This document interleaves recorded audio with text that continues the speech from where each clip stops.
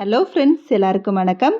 இந்த வீடியோவில் சூப்பரான கோதுமை நூடுல்ஸ் வீட்டிலேயே ரெடி பண்ணி எப்படி சாப்பிட்லாங்கிறதையும், அதோட வீட்டை எப்பவும் எப்படி வாசனையாக வச்சுருக்கிறதுங்கிற விஷயத்தையும் ஷேர் பண்ணியிருக்கேன். அதோட சின்னதாக ஒரு கிச்சன் டிப்ஸும் ஷேர் பண்ணியிருக்கிறேன். ஸோ இந்த வீடியோ கண்டிப்பாக உங்களுக்கு யூஸ்ஃபுல்லாக இருக்கும். வீடியோ பிடிச்சிருந்தா லைக் பண்ணி, ஷேர் பண்ணி, கமெண்ட் பண்ணுங்கள். அதோட மறக்காமல் நம்ம சேனலையும் சப்ஸ்கிரைப் பண்ணுங்கள். நூடுல்ஸ்னாலே எல்லாருக்குமே ரொம்ப பிடிச்ச ரெசிபி தான். பட் நம்மளுக்கே தெரியும் கடையில் வாங்குறது எல்லாமே கொஞ்சம் அன்ஹெல்த்தி தான், ஜங்க் ஃபுட்டுன்னு யோசித்தாலும், பட் நம்மளுக்கு விருப்பப்பட்ட ஃபுட்டு எப்போவாவது ஒரு நேரம் சாப்பிட்டுக்கலாமே அப்படிங்கிற மாதிரி எல்லார் வீட்லேயும் இதை செஞ்சு சாப்பிட்டுட்டு தான் இருக்கிறோம். ஸோ அந்த இதை நம்ம எப்படி ஹெல்த்தியாக வீட்டிலேயே ரெடி பண்ணலாங்கிறது தான் ஷேர் பண்ணியிருக்கிறேன். ஸோ ஃபஸ்ட்டு அதுக்கு சப்பாத்தி மாவு செய்கிற மாதிரி மாவை ரெடி பண்ணி வச்சுக்கலாம். கொஞ்சம் டைட்டாகவே மாவை ரெடி பண்ணணும். கொஞ்சம் தண்ணியாக இருந்தால் கூட நம்மளுக்கு அந்த கன்சிஸ்டன்சி, அந்த நூடுல்ஸ் பக்குவம் வராது. ஸோ மாவை நல்லா கெட்டியாகவே பிசைஞ்சுக்கலாம். கோதுமை மாவு, உப்பு, கொஞ்சம் எண்ணெய் சேர்த்து தண்ணி ஊற்றி நல்லா கெட்டியான மாவை பிசைஞ்சு வச்சாச்சு. அதோட தேவையான காய்கறிகளையும் கட் பண்ணியாச்சு. நான் இன்றைக்கி சாப் பண்ணியிருக்கிறது எல்லாமே நீலவாக்கில் தான் சாப் பண்ணியிருக்கிறேன். கோஸு, பெரிய வெங்காயம், அதோட கேரட்டு தான் நீலவாக்கில் கட் பண்ணி வச்சுருக்கிறேன். இதை தவிர்த்து நான் சேர்க்க போகிற எக்கும் கொஞ்சமாக பன்னீரும் தான். இப்போ ஒரு பேனில் தண்ணி ஊற்றி வச்சாச்சு. அதுக்கப்புறம் ஒரு பிளேட்டில் நான் கோதுமை மாவை ஸ்ப்ரெட் பண்ணி வச்சுருக்கிறேன். தண்ணி காயறதுக்குள்ளே கோதுமை மாவை இடியாப்ப உலக்கில் வச்சு நூடுல்ஸ் மாதிரி பிழிஞ்சு எடுத்துக்கலாம். நான் இன்றைக்கி நூடுல்ஸ் பிழிகிறதுக்காக அந்த வச்சுருக்க தட்டு கொஞ்சம் பெரிய பெரிய ஹோலாகவே தான் இருக்கும். கொஞ்சம் எனக்கு கொஞ்சம் ஈஸியாக பிழிகிறதுக்காக, இல்லை இதுவே நம்மளுக்கு கொஞ்சம் டைட்டாக தான் இருக்கும், பிழிகிறதுக்கு லேட் ஆகும். அதனால நான் கொஞ்சம் பெரிய ஹோலாகவே சூஸ் பண்ணியிருக்கிறேன். இப்போ இதை கொஞ்சமாக இப்படியே பிழிஞ்சு விட்டு கொஞ்சம் கொஞ்சமாக அந்த பிழிகிறப்பையே அந்த மாவு மேலே நம்ம மாவை எடுத்து ஸ்ப்ரெட் பண்ணி விட்டுகிட்டே இருந்தோம்னா ஒன்றோட ஒன்று மாவு ஒட்டாது. ஸோ அதனால் இப்படி ஸ்ப்ரெட் பண்ணி தான் விட்டுருக்கிறேன். ஸ்ப்ரெட் பண்ணி விட்டு பிழிய நம்ம அந்த மாதிரி மாவை தூவி விட்டுக்கிட்டே வரலாம். அவ்வளோதாங்க, சூப்பரான நம்மளுக்கு கோதுமை நூடுல்ஸ் ரெடி ஆயிருச்சு. இந்த இதை அப்படியே நம்ம எடுத்து வச்சுட்டு, இப்போ நான் இதை 2 தடவை பிழிய வேண்டியது இருக்கிறனால அப்படியே வேறு பிளேட்டில் மாற்றிட்டு, இப்போ திரும்பவும் இடியாப்ப உலக்கில் இன்னொரு உலக்கு நான் பிழிஞ்சு எடுக்கணும். ஸோ இதுவே 3 பேர், அதாவது நான் இப்போ பிசைஞ்சிருக்கிற அளவு 3 பேருக்கு நூடுல்ஸ் சாப்பிட்லாம். ஸோ அந்த மாதிரி தான் ரெடி பண்ணியிருக்கிறேன். இப்போ சூப்பராக நூடுல்ஸ் பிழிஞ்சு எடுத்ததுக்கப்புறம் அந்த பேன் ரொம்பவும் கொதிக்கவும் இல்லை, நல்லா தண்ணி பாயில் ஆனதுக்கப்புறம் கொஞ்சமாக அதில் ஆயில் விட்டு நான் பிழிஞ்சு எடுத்திருக்கேன் அந்த நூடுல்ஸை இதோட போட்டாச்சு. போட்டு ஒரு நல்லா இது கொஞ்சம் சன்னமாக பிழிஞ்சிருக்கிறதுனால ஒரு 10 நிமிஷத்துக்கிட்ட நான் கொதிக்க வச்சுருக்கிறேன். இதை விட நீங்கள் கொஞ்சம் மெல்லிசாக பிழிஞ்சு எடுத்தீங்கன்னா அப்போ நம்ம ஒரு 5 நிமிஷம் கொதிக்க வச்சாலே போதும்.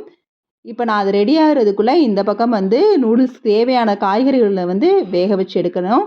அதனால் ஒரு பேனில் எண்ணெய் ஊற்றி பெரிய வெங்காயம் சேர்த்து நல்லா வதக்கி விட்டு அப்படியே ஒரு தக்காளியும் சேர்த்து வதக்கி விட்டுட்டேன். தக்காளி வதங்குறதுக்குள்ளே நூடுல்ஸ் குக் ஆயிடுச்சு. ஸோ நூடுல்ஸை நல்லா வடித்து எடுத்துகிட்டு இப்போ அதை பச்சை தண்ணியில் போட்டு எடுத்து அதையும் வடித்து வச்சுட்டேன். பச்சை தண்ணியில் சேர்க்குறது ஒன்றோட ஒன்று திரும்பவும் ஒட்டிடக்கூடாது, இல்லைனா அந்த சூட்டோடையே இருந்துச்சுன்னா ஒன்றோட ஒன்று ஒட்டிடும்.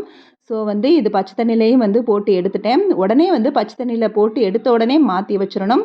இப்போ தக்காளி வெங்காயம் நல்லா வதங்கினதுக்கப்புறம் வெட்டி வச்சுருக்க காய்கறிகளையும் சேர்த்து நல்லா வதக்கி விட்டுட்டேன். காய்கறிகள் ஒரு 5 நிமிஷம் மூடி போட்டிங்கன்னா நல்லா குக் ஆயிரும். ஸோ அதுக்குள்ளே இங்கே இன்னொரு பேனில் கொஞ்சமாக எண்ணெய் ஊற்றி ஒரு முட்டை உடச்சி ஊற்றி கொஞ்சமாக உப்பும் சேர்த்து வேக விட்டுருக்கிறேன். இதை ரொம்பவே புரட்டி எடுக்காமல் நல்லா குக் ஆனதுக்கப்புறம் புரட்டி எடுக்கலாம். இப்போ நம்மளுக்கு காய்கறி குக் ஆனதுனால வெட்டி வச்ச பன்னீரை அதோடு சேர்த்து அதோட மிளகாய்த்தூள், கொஞ்சம் மஞ்சள் தூள், கொஞ்சமாக உப்பு சேர்த்து வதக்கி விட்டுட்டு இப்போ நான் மேகி மசால் தனியாக வச்சுருக்கிறேன். அந்த பேக்கே சேர்க்குறேன்.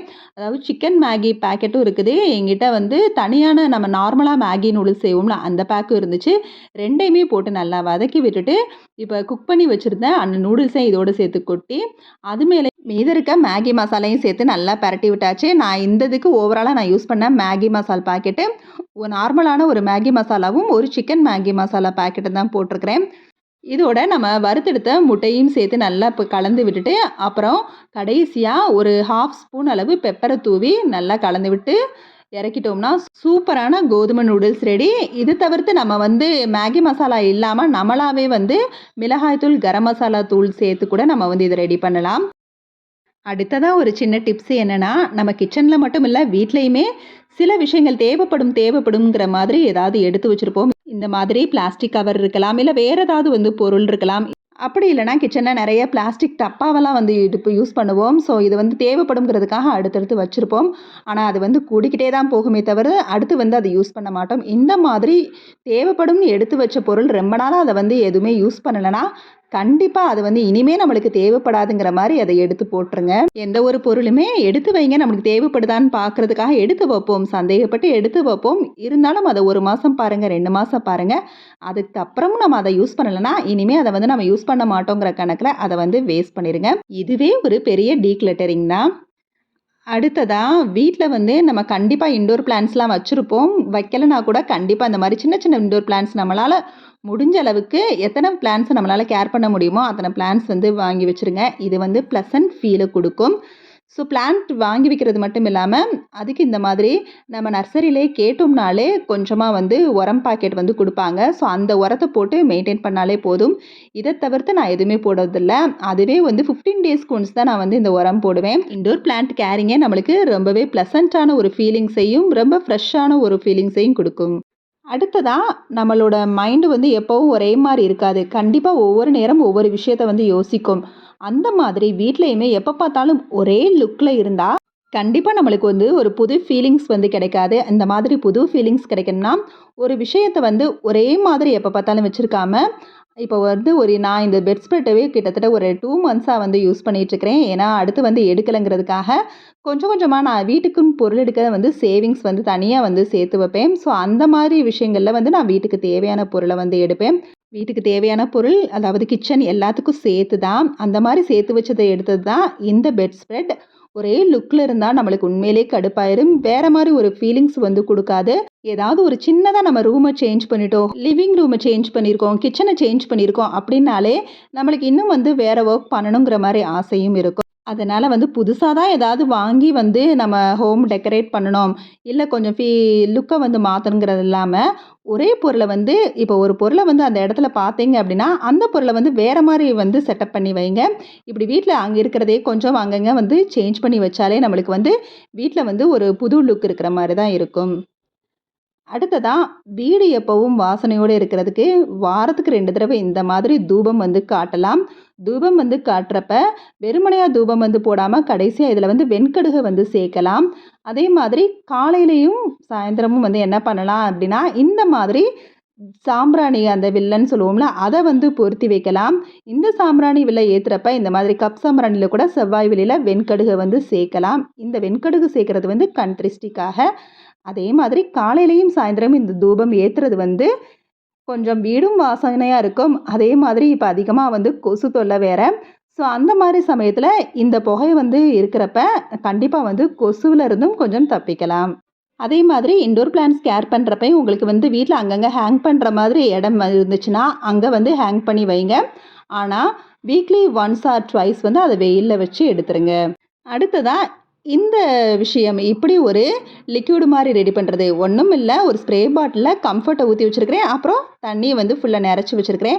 நல்லா அதை வந்து ஷேக் பண்ணிவிட்டு நம்ம வீட்டில் வந்து அந்த கண்டிப்பாக வந்து ஸ்க்ரீன் எல்லார் வீட்லேயும் வந்து மாட்டியிருப்போம். இந்த கர்டைன்ஸு, அப்புறம் மேட்டு, வீட்டுக்கு முன்னாடி இருக்கிற மேட்டு, அப்புறம் வந்து பெட்ரூமில் இருக்க அந்த பெட் ஸ்ப்ரெட்டு, இந்த மாதிரி இடத்துல வந்து அப்பப்போ எப்படி ஸ்ப்ரே பண்ணி விட்டோம்னா எப்போவுமே வீடு வந்து வாசனையாக இருக்கும். கொஞ்சமாக கம்ஃபர்ட்டும் அதிகமாக தண்ணின்னா ஊற்றுறோம். ஸோ ஃபேப்ரிக் தான். ஸோ இதை வந்து யோசிக்காமல் பண்ணலாம். இப்படி வந்து தெளிக்கலாமா அப்படிங்கிறதுல எந்த ஒரு தயக்கமும் வேணாம். அடுத்ததான் நான் பழைய வீடியோஸில் சொன்ன மாதிரி தான் பாத்ரூம்க்குமே 2 டேஸ் ஒன்ஸ் வந்து கம்ஃபர்ட்டை லைட்டாக தெளிச்சு விட்டாலே போதும். அதுவே எப்பவும் வாசனையாக இருக்கும்.